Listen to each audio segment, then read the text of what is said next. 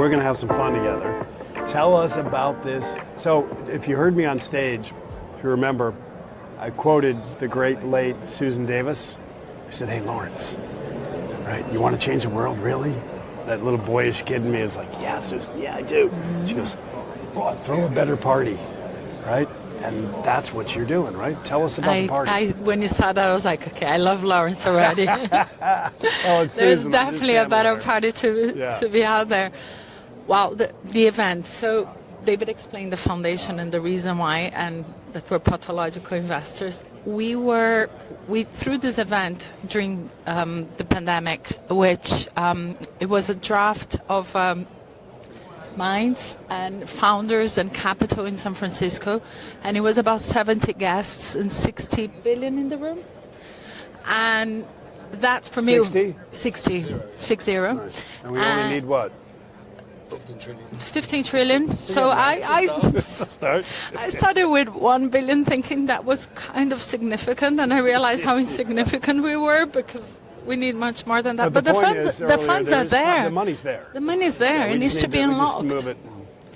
But a long story short, we happen to know a lot of people, and we went from San Francisco, and I was so invigorated because it was the pandemic, and you basically stop, as I said on my speech, where do you go from here?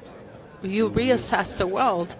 And we go from San Fran to LA, and as we arrived, we were having lunch with a bunch of artists, founders and thinkers, and they all started talking about what we were doing. We're very discreet. This is not usual for us.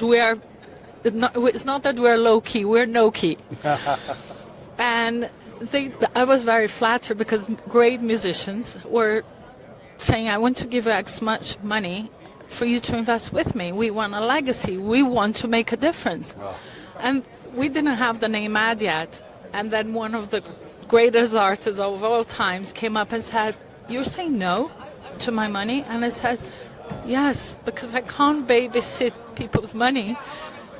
But what you can do with your voice and with the awareness you can raise, being who you are, all of you as artists, is we want your time.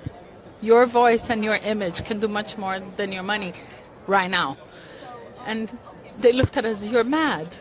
And David, without even thinking, said, we are, but you just said we make a difference. So MAD stands for make a difference. Brilliant.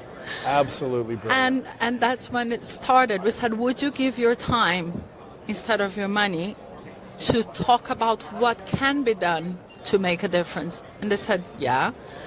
And we're like, how can we start this apart from the educational platform, which we want, I don't know, Stevie Wonder, because he was one of the artists who was there, to say that, you know, if you wrapped your onion in aluminum foil, it will last 2 weeks longer. Or giving America as an example, the volume of French fries you throw in the bin could feed Africa. So if you just give a little less portion, it's small things. And then obviously there's the whole technology that is available that should be spoken about.